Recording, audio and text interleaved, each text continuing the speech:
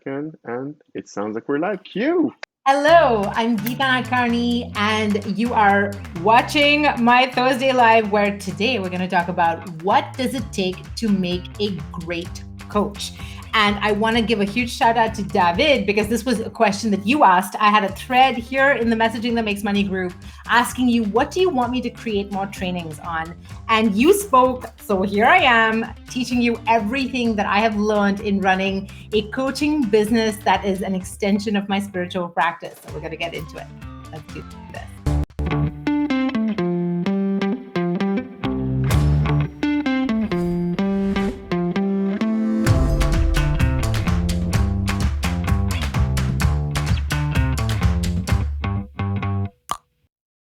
Cue. All right. If you are watching live, I want to see you say hi. Come on in and say hi. Tell me who you are. Tell me where you're from. And tell me what your coaching topic is. I love hearing from you, especially if you're new here. I want to get to know you. And if you're one of my OG peeps, you know who you are. Tell me still, because I've seen people pick up clients literally from and create lifelong friendships from getting to know each other in the comments on these lives. It happens, people. Opportunity is everywhere if you're willing to recognize it. So tell me who you are, tell me what you do, and tell me where you're from in the comments. If you're watching the replay, give me a big old hashtag replay, because I love to get to know who my replay peeps are. I know this time doesn't work for everybody. And I know some of you have written to me today to be like, oh, I really want to be there, but I can't. So that's fine. Make sure that you let me know that you did come by, and I want to hear at the end of this live what your biggest aha was, okay? I have another question for you today, because I want to understand, in order for you to become the best possible coach, you have to understand yourself and what your own definition of a truly great coach is. So tell me, what do you think makes a really amazing coach? Like, whatever comes to your mind, put that in the comments, and I'm going to be looking here in the comments to see, oh, Hinda's here, hello. I'm going to be seeing what you guys put in the comments here. So I want to hear about that. So here's what I'm going to get into. I'm going to just start right up, and then as the comments pour in, I see them. Yoni's here. Nancy is here. Nancy's from New York. She coaches late blooming fiction and memoir writers. Juicy. That's got to be so good.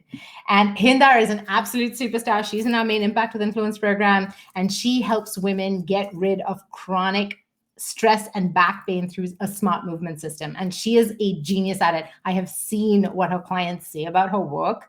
Chronic pain, years-long pain, 8 on a scale of 1 to 10 pain, and she gets rid of it. It's amazing. So if any of you have pain, talk to Hinda. All right, let's see. Okay, we're going to talk about, I'm going to start with a bang. How about that? We're going to talk about the number one coaching skill that you need. What do you think it is? Tell me in the comments. Tell me what the number one coaching skill is that you think is the most important one. I'll tell you what I think it is. So the number one skill that we demonstrate on every single one of our group calls, in every help desk ticket that we receive, in all of the questions that we field in our private group, so not this group, but our private group, our members only group, is really understanding what the actual question is. Because I will tell you this, 90% of the time, truly, and maybe even more, 90% of the time, the question that a client is asking is not the real question. It's a surface smokescreen box question. It's not the juicy kernel of truth question that's sitting inside it. So my biggest goal as a coach at all times is to listen very, very carefully so that I can hear what the real question is. I can sift through the layers and get to the kernel of truth that they're looking for. It's their truth, right? Their truth is already inside them. So it's not like they're asking me for an answer. I find that a lot of people, when you're not really grounded in your sense of self. So if you have a lot of mindset issues like imposter syndrome, you feel like a fraud, you've got a lot of judgment of self or a lack of self-trust, what tends to happen here is you react to what's in front of you. Somebody asks you a question, you immediately try to prove yourself by giving them an answer. that typically does not serve either you or the client. What ends up happening in a situation like this is they ask a surface level question, right? If you've ever read anything about Greek mythology, there's this three-headed beast called the Hydra. So imagine the three heads. And what happens is imagine the question is like one of the heads. You cut it off by answering the question, and three more heads grow back in its place. And now you have more questions. That's what tends to happen with surface level questions, is that you give them an answer thinking that that's what they need, and that only leads to more questions and more questions. And now you start to panic and wonder, am I ever going to be able to help this person? The person's panicking, be like, am I ever going to receive any help? And it all just kind of falls apart. So what I'm always training our team on, and what I'm always training myself on really, is really, really listening very deeply to what's actually going on.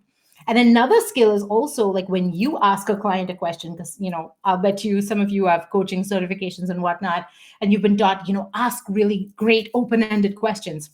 That's great. It's a good first step. But what ends up happening is you'll ask somebody an open-ended question. This happened today, literally on our group call today, right? Because our group call is right before this live.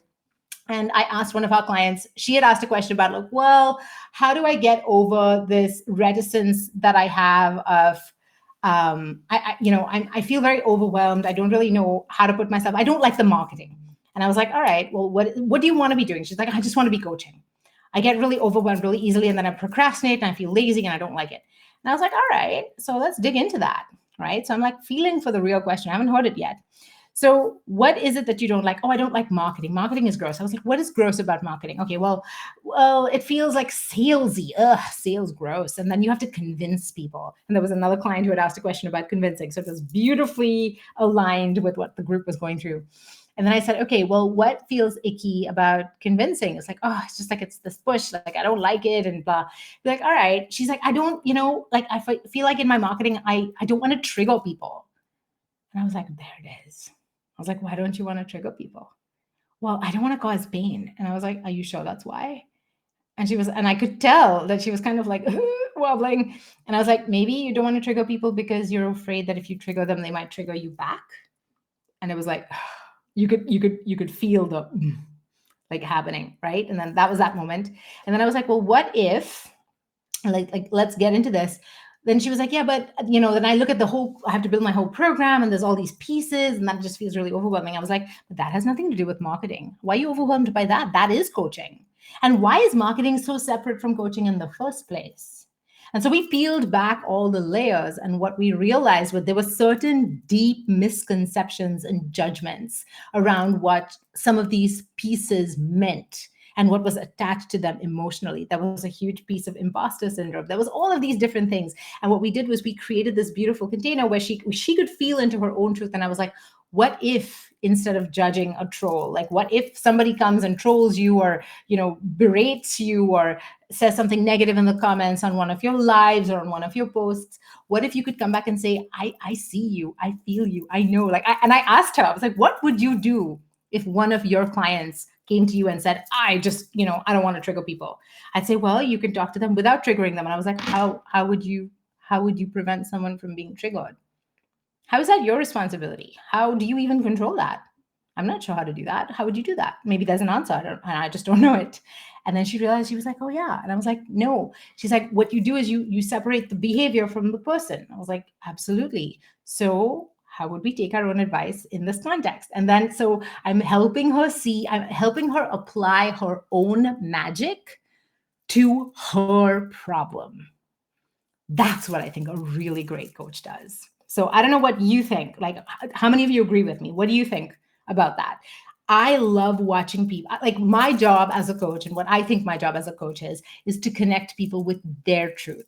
I'm not here to make somebody feel inferior. They're already doing a very good job of making themselves feel like crap all the time anyway. They don't need my help for that, right? They came to me to help them feel more possible, to be more confident, to feel more connected to their power, to their joy, to their genius. So my favorite way of helping them do that is to show them that they've got the goods, right? And to help them find the real problem and then apply their own juju to that problem so that they're creating this beautiful process and the self loop of self coaching. Think about it. If you feel like an imposter, if you don't have like 100% certainty in your ability to help somebody, what could be more of a panacea to that feeling of being a fraud than drinking your own medicine and healing yourself, right? It's like of using your own advice, taking it and experiencing that transformation where you're like, oh my God, this actually works. Like now you're excited to help somebody else with their thing, right? And because you're good in your body, you're good in your being, you can hold that space and be patient as somebody kind of plods and kind of comes close to that container and just like backs away, intellectualizes. I saw like several of our clients on today's call, they'd be like, oh yeah, that's imposter syndrome. And I'm like, yes, it is. It is imposter syndrome. But you're putting this nice, you've just slapped an intellectual label on it and you think you're done, but you're not done. Let's talk about what's actually going on when we go deeper into the feelings of it, into the sensations of it, into the emotions of it, right? And that's where that big epiphany happens. That's where the negative jolt, the negative charge around that story drains out. And that's what I think a really great coach does. So the most important piece, the most important skill, the number one coaching skill that you need, in my opinion, is the ability to really clear yourself so that you can hold that space for others and connect them to their truth. And the way that I know to do that is to ask the real, like to really listen for the real question. And again, to come from this place of my job is to connect you to your joy, your juju, and your genius, and not just to posture as if I'm the genius here. That's not my job. Does that make sense? So that's it. All right. Hey, Jennifer Rogers, I missed your notes. Jennifer Rogers takes the best notes. No pressure, Jennifer. So she shares things in the comments and I'm like, go back and it's like truth bomb after truth bomb. It's fantastic. It's awesome. Benita, yes, not only listening, but helping them in connection to their own truth. Amen. There you have it. All right. How do you choose? So the next piece is, how do you become a great coach? Well, do you have a great coach? If you don't have a great coach, how can you really understand how this transformational process works? It's a little bit like being a massage therapist that has never gotten a good massage. How could you do that? Like, even if you watch all the online programs and you read all the physiology books and you practice and practice, like until you've received a truly earth-shattering massage, you don't actually understand what you do. So if you're a coach out there, and I have spoken to some that are like, I want to be a coach, but the most I've ever paid for coaching is like $2,000. And, I bought some programs and that was a lot, that was a lot of money. And then they want to charge premium. They want to charge $5,000. It just doesn't work. So if you're wanting to charge a premium, be willing to work with somebody and pay a premium and do what you expect your own client to do. That's one thing. Be in congruence and get coaches that really light you up. So my favorite way of choosing my coaches, and I've done a whole other training on just this piece, so I'm not going to get into it in huge detail here, but I'll just give you sort of a nugget here. My favorite way of choosing my coaches is to find, so I trust more than anything, the thing that I work on all the time is self-trust. That to me is my work, and everything, all the tasks and skills and whatnot flow around this one nugget, self-trust. So what that means in real life is that I look at the epiphanies, the insights, the intuition that I have on a day-to-day basis. And I say, hey, I've bumbled upon this truth or this excitement or this project by intuition. I've created this by intuition. Now I'm going to go out there and seek somebody who has created an actual process and system. So it's basically, I have come upon this and stumbled upon this unconsciously. I'm going to now go and look for somebody who has consciously built it and knows how to do it from a conscious place. So I can bring all of this incredible intuition and juju to now a process that my conscious mind can kind of get behind, that I can systematize, that, has tasks or whatnot associated with it. And what I find from choosing coaches this way is that I'm able to trust them as an extension of my self-trust, because they're doing what I am intuitively drawn to anyway. So I have very little resistance. I'm super duper coachable. I'm very open to their guidance and their influence. I'm able to drink up their thought leadership and really kind of assimilate it much more easily, much more effortlessly than if I'm like having to be like, well, I don't really agree with this. And like, this part doesn't make sense to me, or this doesn't apply to me. And then I have to like pause through all this information. Like, I just find that obviously there's always going to be some elements of that. There's some discernment always required. They're not me, right? They're at a different place in their journey, maybe a different gender, different life circumstances, different industry, different whatever. But there'll be some elements that I'm really drawn to that are actually mine. So I'm looking for them to give me a conscious way to access my truth. So that's how I choose my coaches. And I'm super curious, how do you guys choose yours? So tell me in the comments, how do you choose your coaches? Because I'm super curious. That's my process. Okay. How to structure your coaching for incredible results. Again, I have done an entire separate training on this process, on this whole deal. So look for it in the media section if you're watching this in the Messaging That Makes Money group. Go look for it in the video section because it's in there. But what I do in terms of structuring coaching for incredible results is think about everything that you love about the one-on-one model, right? There's some pieces that are absolutely crucial about the one-on-one model: the intimacy of the interaction, the focused attention, the depth that you can go one-on-one with someone, right? That's super powerful. Now, the downside to that is it's completely not scalable. You'll tap out, or you can, there's just, and this is a really important piece, once in a while you'll run into a client that basically uses you to embody their inner resistance. Right. So they're like, well, it's easy for you, Geeta, because you have XYZ thing that I don't have, or you don't have XYZ challenge that I do have. And then they're like, yeah, no. And then they dismiss you, and they're super fucking pain in the ass to work with. So what I like, and the reason that we've structured our program as a hybrid, is all of the deep mindset work using hypnotherapy, NLP, all that stuff. All of that is done one-on-one. So all our clients have 4 one-on-one sessions, and then they get a custom audio out of that. So we're going very, very deep into whatever boogeymen live under the bed, your limiting beliefs, your childhood traumas, all of that stuff. Like, where there's a space for it to come out. There's a space for you to ugly cry. There's a space for you to like really see your past and change your past by completely changing the way you see it. There's a space for that. But we also have a group element. So I'm a huge believer that there are some breakthroughs that require the intimacy of one-on-one, and some breakthroughs that require the momentum of a group.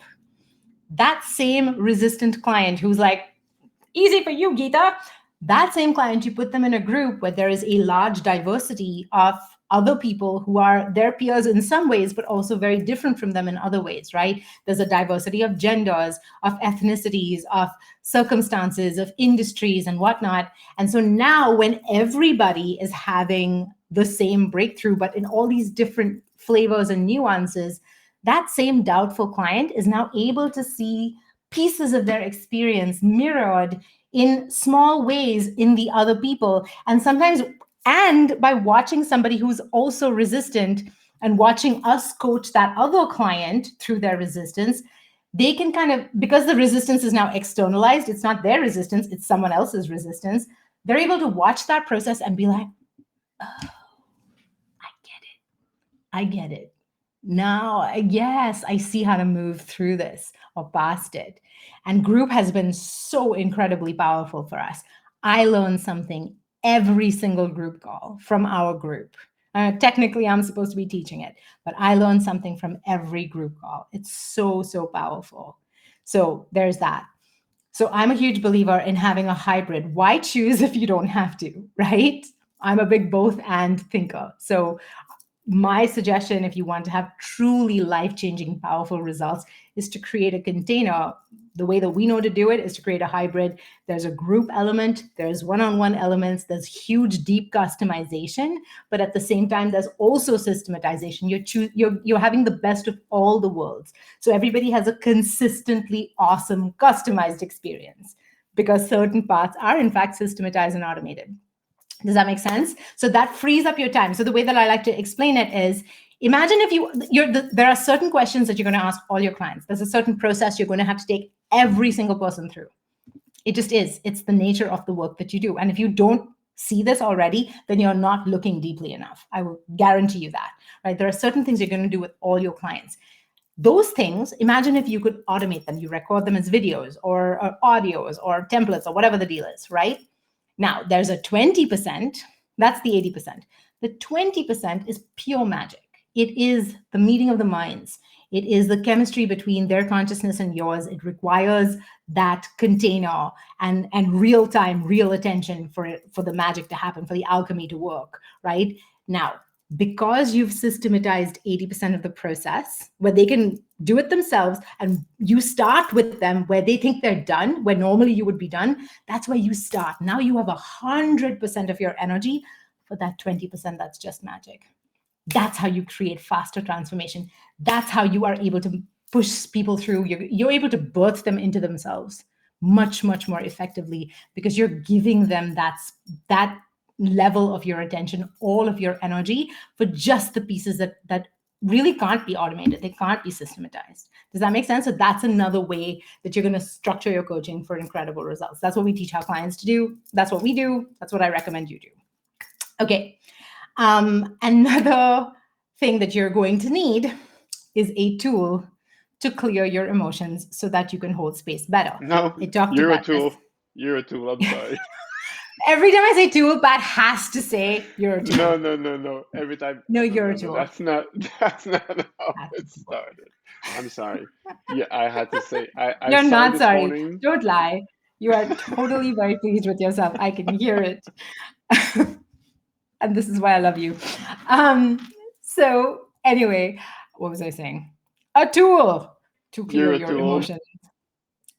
He can't help himself. It's people. It's been almost 18 years of this. Seriously. I'm sorry. We have a tool shed now.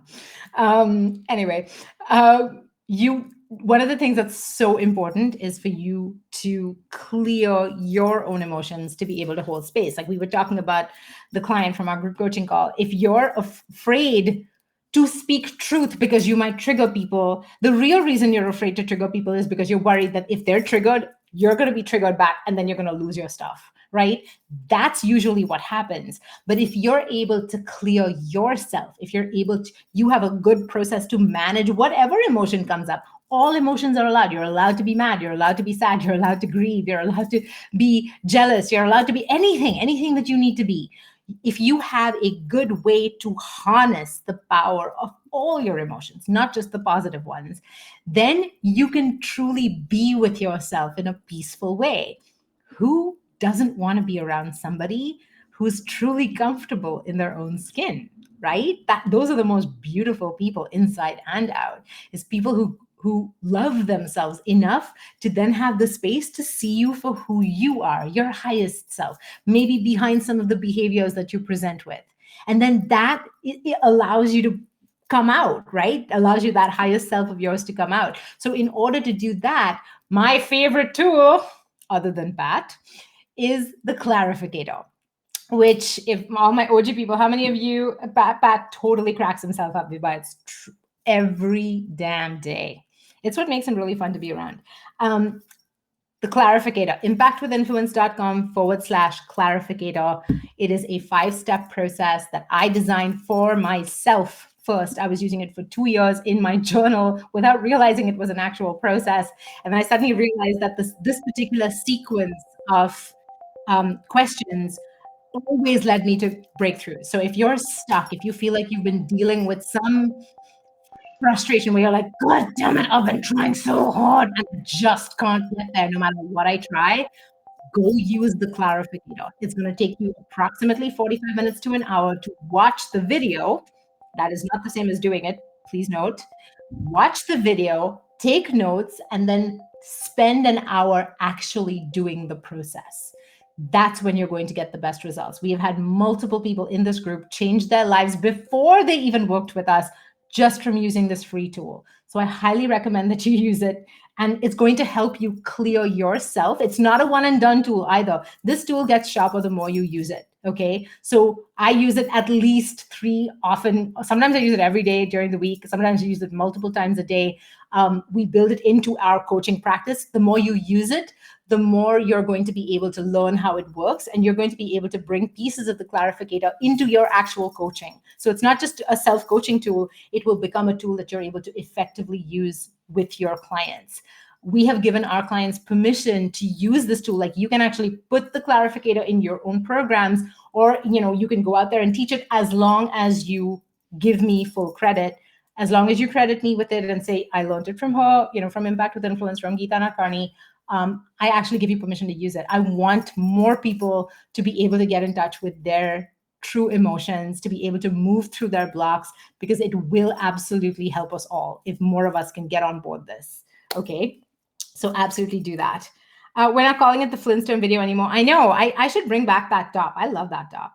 Vibha is like, game changer, Clarificator over and over again. I know. It's so life changing. Don't take my word for it. Go use it. So that's my advice for how to clear yourself so you can hold space for others better. Now, that's it. I want to know what your biggest aha is. And if anybody has any questions, now would be an excellent time to put them there was in some the question in the chat. comments. I There was saw some some questions. question. Yeah. There was a question from, how do you make sure that you are made for coaching? That's Sneha Sneha. Sharma. I just want to make sure that it's Right. yes. Thank you. It's on. I see it. Okay. How do you make sure that you are made for coaching or not? Like, do you have it in you to be a good coach? I sometimes feel I'm not cut out for it. Great question, Sneha. So my way of looking at it is, and one of the prerequisites for working with us at Impact with Influence is that you have to be, if you're a coach, if you're one of those coaches that's like, I am a therapist, I'm a social worker, I'm a something that I do one-on-one in my office. And, people keep telling me that online courses are totally the way to make money and scale my revenue, and I'm looking for passive income. If that's you, we are super not the right fit. The people that we work with are people who almost don't even want to be coaches, like, in a sense, right? They kind of fell into coaching because it is just who they are. It's something bigger than them. It's a vocation, not a job. So some part of them, and I'll tell you, this was definitely true for me, I have always coached myself and others. And for the longest time in my life, because I wasn't fully aware of it, because I did it unconsciously, it wasn't always welcome. And, I did it when it was not welcome. So I will own that 100%. I'm sure many of you who are in this space know what that feels like, right? Where you're like coaching people and they're like, fuck off. And that's fair. Don't coach against people's will. It should be a consensual process. But many of us have sort of coached our whole lives. The moment we learn something, we have this powerful urge to, and we have a breakthrough, we have this powerful urge to pay it forward. So if that's not true for you, you probably shouldn't be a coach. There are way easier ways to make money. That said, if it is you, if you are drawn to it, it's like bigger than you, it's this huge impulse that you have to pay your epiphanies forward, then the prerequisite that we have for the clients that we work with is that you basically want to coach an earlier version of yourself. And the reason that I believe we're drawn to do this is because when you coach an earlier version of yourself, every time you help that person break through, every time you serve that client an epiphany and connect them to their own truth, you're re-experiencing that same breakthrough, your own original breakthrough. You're re-experiencing that bliss, that opening up, that insight, the lights going on, the expansion of it. The more you do it, the deeper your own knowledge and excitement for the work becomes. So what ends up happening is that your business is now no longer something you do to make money. It becomes your vehicle for personal development and growth, right? It becomes the thing that fuels you with energy and excitement for the work that you wake up and you're like, I wonder what I'm going to learn today. Like, I wonder what's in this, like, this nuance. Like, I really want to ponder it. I want to think about it. I'm excited to learn how to go around this resistance that I feel. And we basically are working with our clients, and I'm going to use the word use. We're using our clients to get to know ourselves, because in helping them get to know themselves, we re-experience the exact same transformation over and over, and that sculpts us. It deepens us. It enriches us in every sense of the word, financially and otherwise, if you're doing the work this way. So if this isn't what you're drawn to doing, then I would say sell shit on Amazon, man. Like there's way easier ways to make money. So if you're not excited by this, and if you find that it's not something bigger than you where you're drawn to it despite yourself almost, it's probably not a good long-term strategy. Because gosh knows, man, in coaching, you're constantly confronted by your own shit. Like that is the nature of the game. You're going to meet people that mirror your deepest vulnerabilities, your fears, your self-hatred. All of that's going to come to the fore, and if you're not excited to deal with that, then don't do it, man, because One more. it ain't for the faint of heart. Yeah, one more, let's Connie, do it. Connie Avila Scala, how do you coach people in the same group when they're at different stage of beliefs and growth? You see it? It's on the screen. Yeah, see it. I see it. Great question. So how do you coach them when they're in different stages of beliefs and growth, and when they begin coaching at different times? So first of all of our clients begin coaching at different times because we have what's called rolling enrollment. So basically, Connie, if you were to sign up today, you would start, and you wanted to start today, you'd start today. We met somebody next week, they would start next week. So people are like, but like, what if there are different phases? That's often the mindset block, right? But think about it.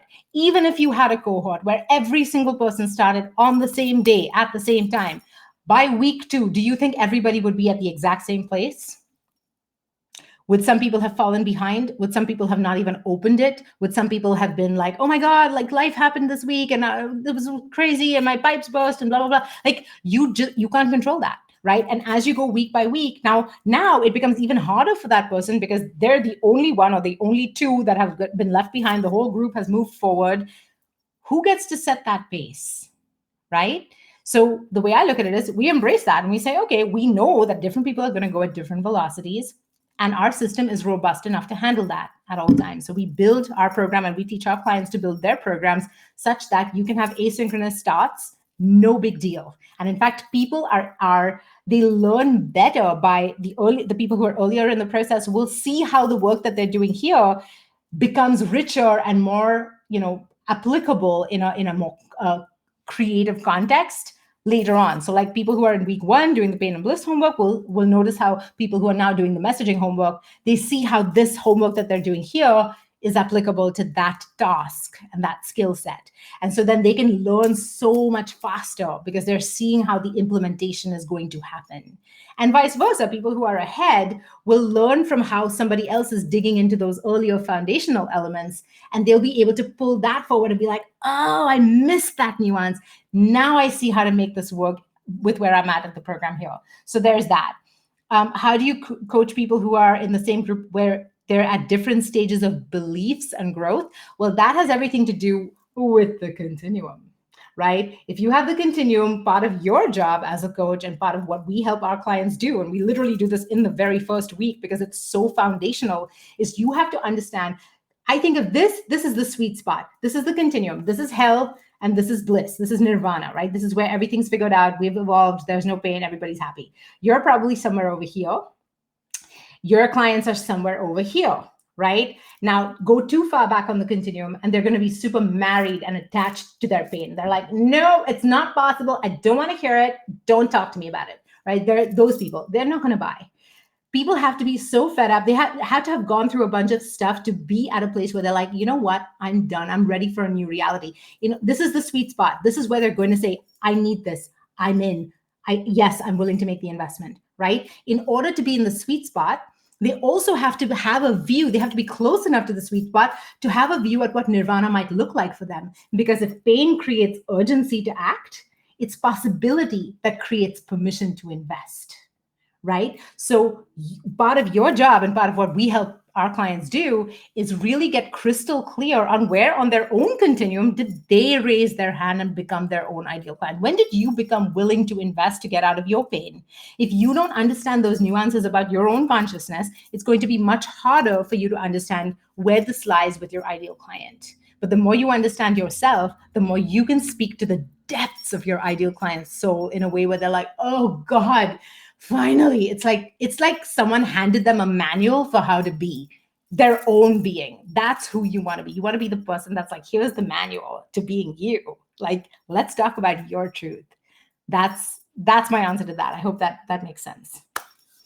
All right. One last one. Cool. One Yeah. last one. Jennifer says, Mer- yes, please. Go ahead. oh, Jennifer Mer- says, takeaway. I like this tidbit regarding asynchronous starts. I hadn't thought about that before. Rolling enrollment. Yeah, baby. Like, because without rolling enrollment, you're stuck with that stupid launch model, which I cannot stand because it's the equivalent of eating all your calories on Monday and then expecting to be like a super athlete on Saturday.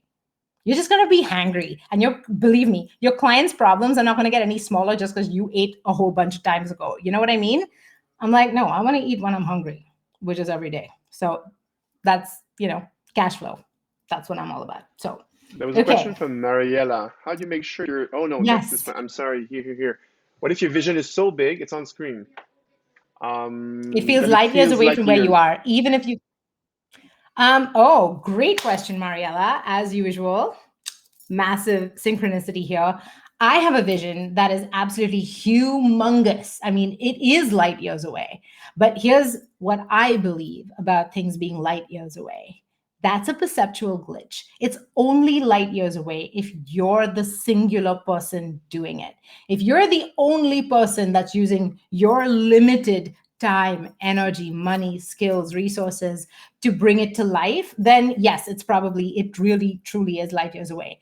But what I understand is the more that you become yourself, the more that you become the universe, the person that the universe has tapped on the shoulder for this particular job, for this particular project, the more you become that person, the more you become this kind of magnet. And then you're magnetizing all these incredibly skilled, incredibly committed people to you that also have the same goal. So they're going to be willing to help you build it. The way you collapse time is you're borrowing from everybody else's, all of these. Now it's no longer your own lifetime. That's not the only lifetime available to you. You can tap into the lifetimes of everybody else who is involved in this project. You're going to collapse time by bringing on all of these different skill sets into it that you could never have done by yourself. You're seeing it from all these different viewpoints because all of your team who are just as smart, if not smarter than you, are also seeing your vision. They're birthing it through their consciousness. They're contributing their essence and energy to it. And that's how I know I'm going to get to my vision. And it's huge. It's ridiculous, both in terms of financial scope, but in terms of complexity, it's super complex. And the only way to build that level of complexity is to simplify it and say, I have to just do my part. And my job is to figure out what is my part that makes all the other parts possible. So I don't know if that answers your question, but I know that that's the way. I know it, and I know you know it. So that's it. If you want help, yeah, Tanisha, you got it. If you want help building a coaching business that is scalable, that is juicy, that you want to wake up to every single day because it is truly an extension of your being, it is an extension of who you are, it is an extension of your highest self, then use the link on your screen, book a call, talk to somebody on my team, and we'll see if we can help you and invite you in to work with us. Until next Thursday, I'm Geeta Nadkarni, and I really enjoyed this time together. Tell me what your biggest aha is in the comments, and I'm going to go and read through them now.